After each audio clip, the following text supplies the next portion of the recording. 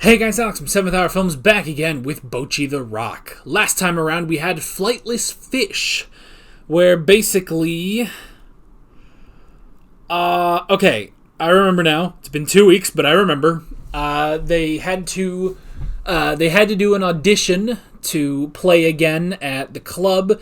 They didn't just get in, they didn't get accepted. They had to actually audition, and they passed, not with flying colors, but colors. And Nijika's sister basically gave them some critiques, but said, yeah, you're in. And that worked out. And then, what was the end? Oh yeah, at the end, there was the whole thing of like, well, we're each going to have to sell at least 5 tickets to people in order to basically meet a quota of people there. And, of course, Bocchi freaked out because she doesn't really know 5 people. She knows 3 people in her family and the dog, and that's basically it. So, yeah.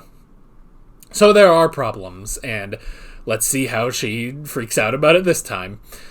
That is pretty much it. Like always, the reaction is down in the description and the pinned comment for your viewing pleasure. So let's go ahead and jump right into this episode of Bocchi The Rock. Here we go.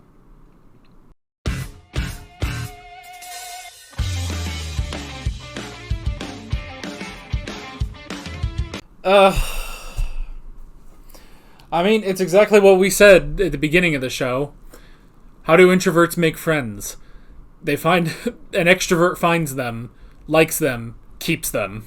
That's how it works. Now, granted, Bocchi is a bit more than just an introvert, but still, it worked out. It worked out. Okay.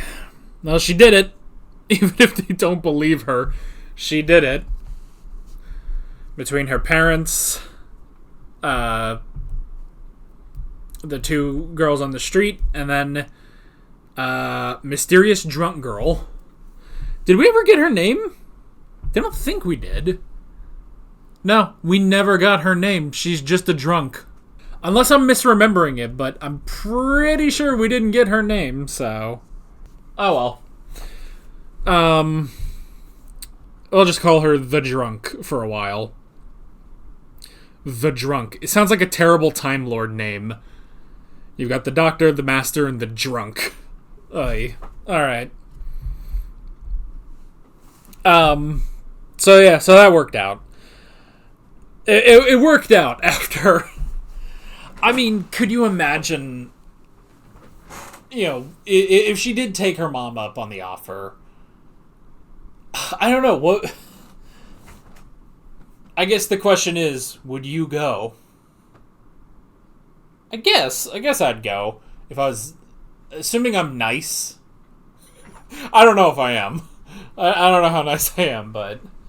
If I had a coworker who came up to me and was like, hey, will you spend 1,500 yen on a ticket to my daughter's concert at this club?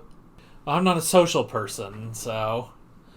I'm not a very social person, so I probably wouldn't. But she probably also wouldn't come up... You know what? It's a lot of factors that we don't need to get into. Let's just say I would, and move on from there. We don't need to be going down the rabbit hole of this scenario, but... you know what I want to see? And I don't know when this concert is going to be, but...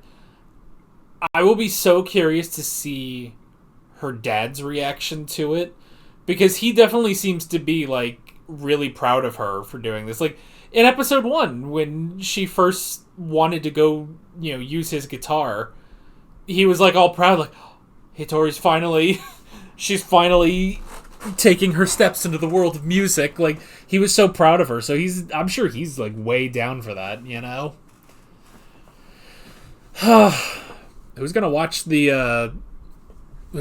sister though while they're there? I don't know.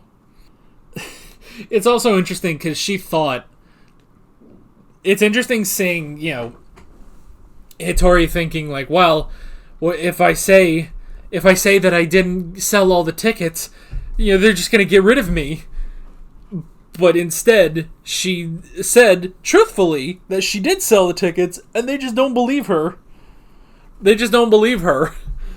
But I like, too, it's like, that doesn't mean anything other than they need to now be nice to her. They're going to be extra nice to her tomorrow. They understand her struggles, but I don't know. So that's kind of funny. But hey, we met the drunk. We met the drunk who managed to save us. I mean, it literally is. It's just like, how do introverts take a step forward? The extrovert goes first and then holds your hand as you go forward, you know? That's literally it. So, this kind of sad drunk girl, I guess functioning alcoholic, who has her spiral of happiness. Man, though, that scene where Bocchi's like imagining what she would be like if she drank, that was like the saddest thing, you know? That was the saddest thing to see.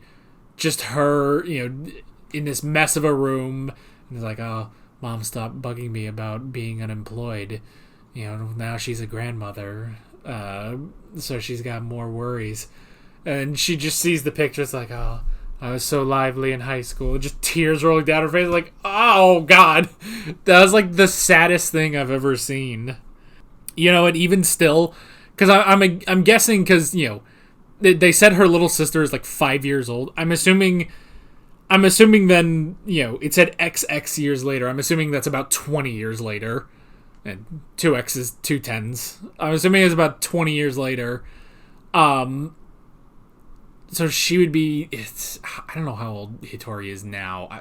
Assuming she's 17, she'll be 37. You know what, though? It's never too late to turn your life around, girl. It's never too late.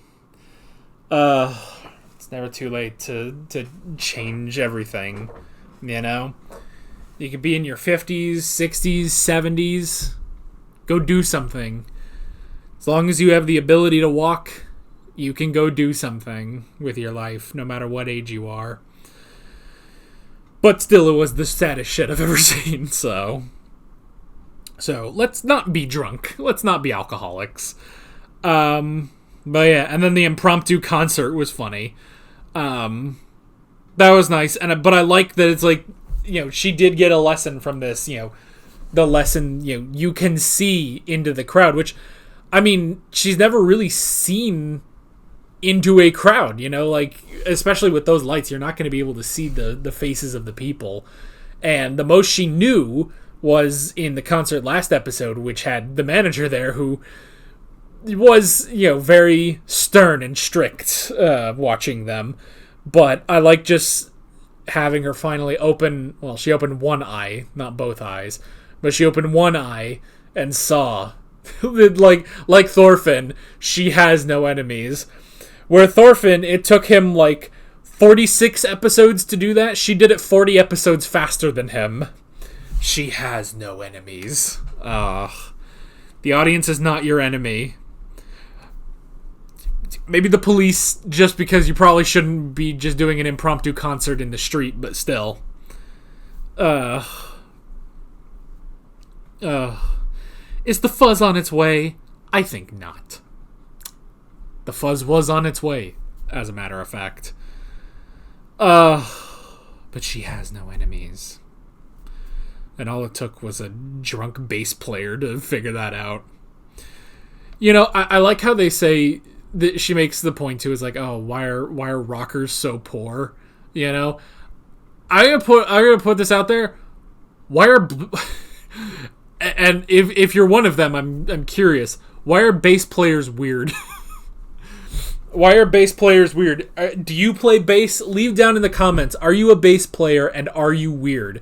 Because we've seen 2 bass players in this show, the drunk and Rio, and both of them are pretty weird and poor. Let me know down in the comments, are you a weird, poor bass player? Maybe I should pick up the bass. Anyway. But yeah, but I like that. And I like, you know, the girl in the crowd being like, oh, you know, the guitarist looked really nervous, and so I wanted to encourage her a little bit, you know? So, and then she did sell the tickets, the 2 girls that were in the crowd, and to the drunk. So, she did it. She met her quota, even if they don't believe her, which was funny. So yeah, good stuff, and I'm curious to see where we are going next time.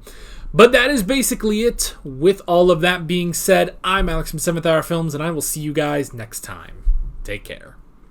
Alright guys, thanks for watching this video. There's a bunch of links on screen if you want to go click around any of those. There's a playlist with all of my Bocchi reactions, as well as another video you can go click on if you want. There's also a subscribe button and a Patreon button on screen, as well as other links in the description if you want to go check out any of those. See you guys later.